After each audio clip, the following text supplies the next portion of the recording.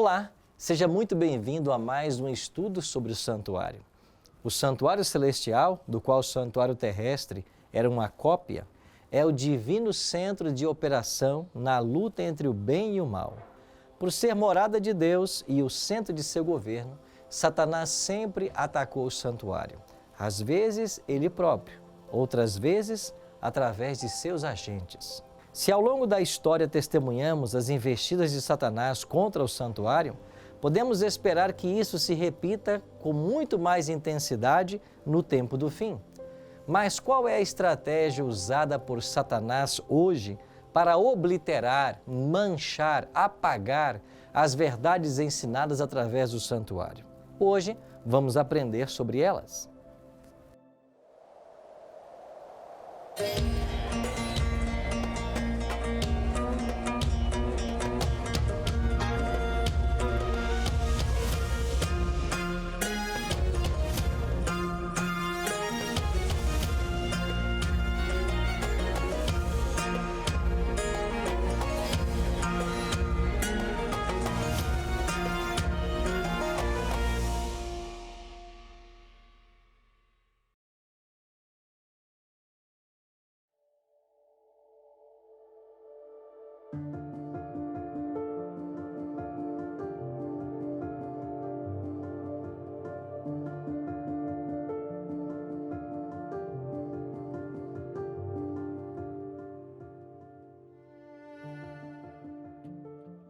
O apóstolo Paulo fala sobre a obra do anticristo no tempo do fim, precisamente antes da volta do Senhor.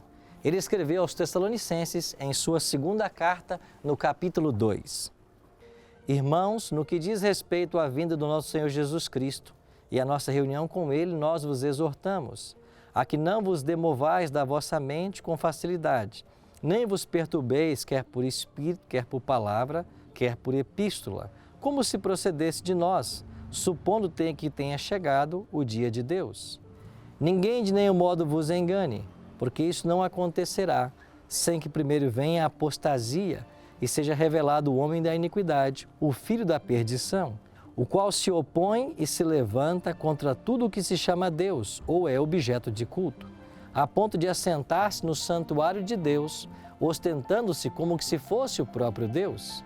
E no verso 9, Paulo escreveu: ora, o aparecimento do iníquo é segundo a eficácia de Satanás, com todo o poder e sinais e prodígios da mentira.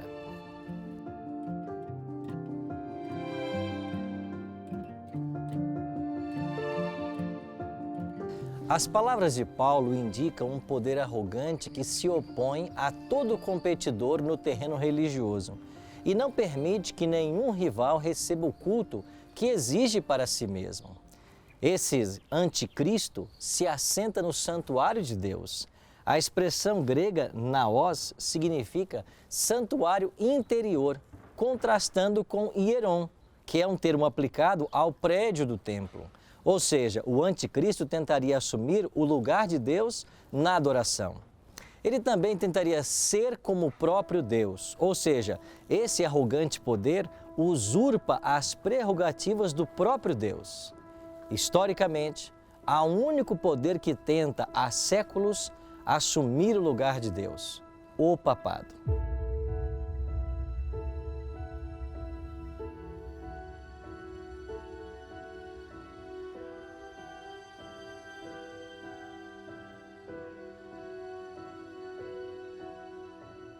O processo de paganização do cristianismo não apenas deitou por terra a verdade do santuário, mas também substituiu as doutrinas básicas conectadas com o santuário por ensinos de origem pagã. Vamos ver alguns exemplos? Primeiro, o sacrifício único e completo de Cristo passou a ser blasfemado repetidas vezes através do sacrifício da missa.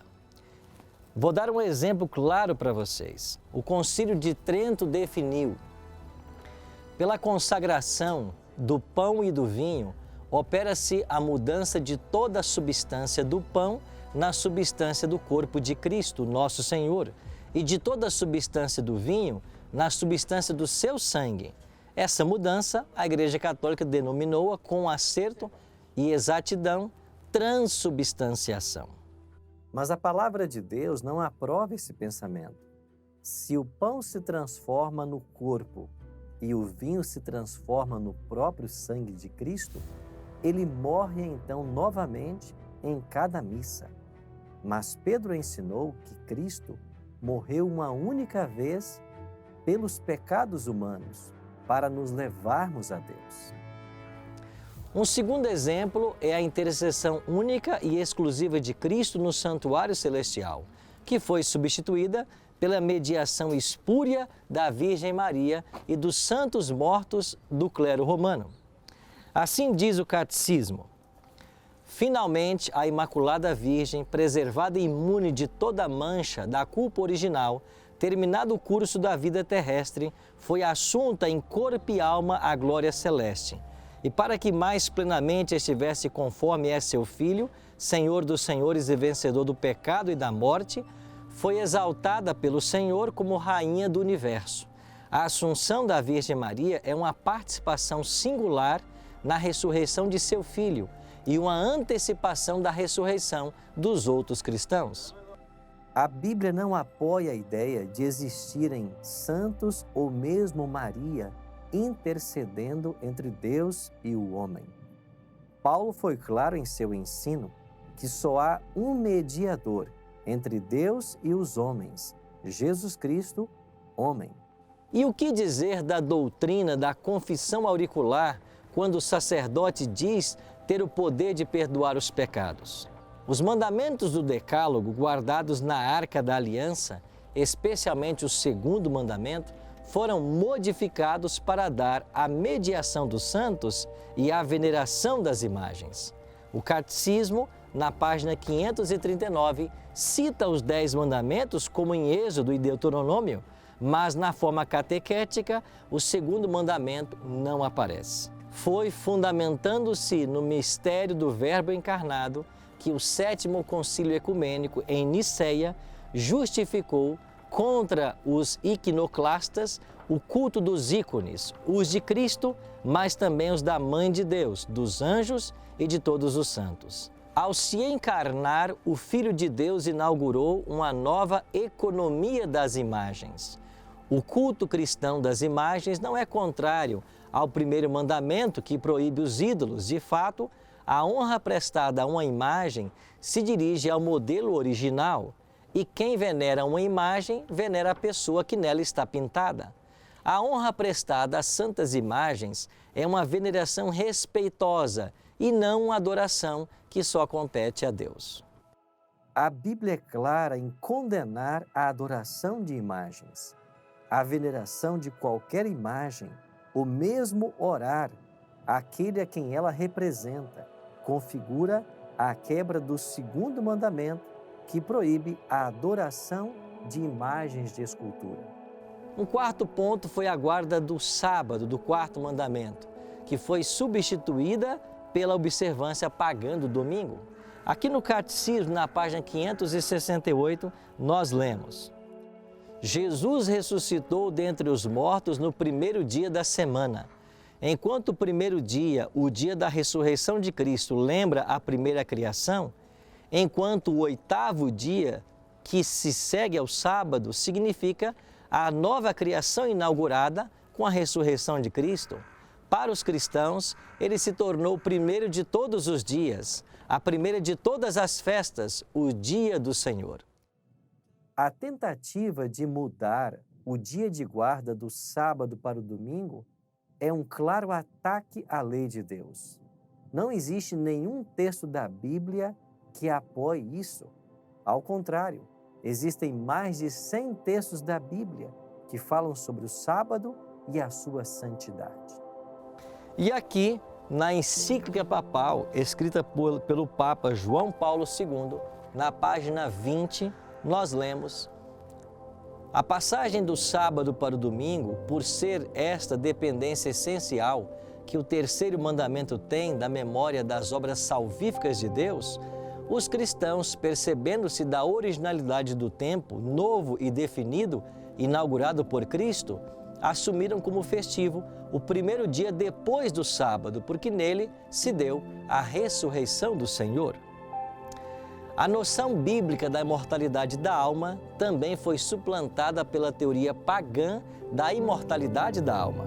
E no Catecismo, na página 105, nós lemos: a Igreja ensina que cada alma espiritual é diretamente criada por Deus, não é produzida pelos pais e é imortal. Ela não perece quando da separação do corpo na morte e se unirá novamente ao corpo na ressurreição final. Isso está totalmente em desacordo com a Bíblia. O profeta Ezequiel escreveu: a alma que pecar, essa morrerá. O ensino bíblico é claro: a alma é mortal. E não existe algo que, separado do corpo, possa ter consciência. Um sexto ponto tem a ver com a gloriosa esperança na segunda vinda pessoal e visível de Cristo para a salvação eterna dos justos. Essa doutrina bíblica deu lugar à teoria pagã de recompensa logo após a morte. O Catecismo, aqui na página 281, nos ensina: a alma na morte vai ao encontro de Cristo e o corpo cai na corrupção. Isso contraria a ideia bíblica de que a recompensa dos salvos só será dada na volta de Jesus. Ninguém recebe a vida eterna antes do momento em que Jesus voltar e todos os salvos receberem o dom da imortalidade e da vida eterna. Satanás profanou o santuário de Deus para obliterar a obra de Cristo. Seu grande engano consiste em apresentar a Cristo sobre uma outra ótica, não vista nas Escrituras. Através de seus ataques na história, podemos perceber o quanto odeia as verdades relativas ao santuário e a obra de Cristo em nosso favor. As palavras do autor de Hebreus são confortadoras. Cheguemo-nos, pois, confiadamente ao trono da graça, para recebermos misericórdia e acharmos graça, a fim de sermos socorridos no momento oportuno. Façamos de Cristo nosso arrimo e segurança na luta espiritual.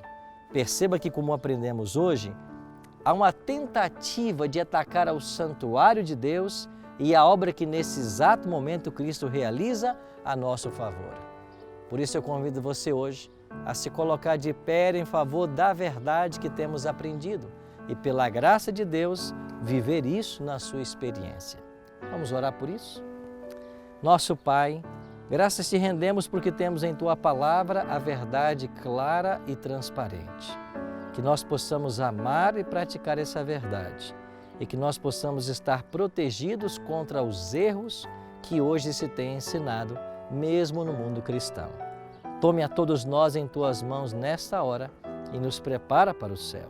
É a nossa oração, em nome de Cristo. Amém. Vimos hoje a respeito do ataque ao santuário, mas você sabe que não existe mais na Terra um santuário físico, porque o último foi destruído no ano 70 de nossa era. Aonde está o santuário de Deus hoje? Em nosso próximo encontro, vamos aprender sobre um outro santuário e uma doutrina paulina muito importante para a nossa vida cristã. Que Deus o abençoe e até o nosso próximo encontro.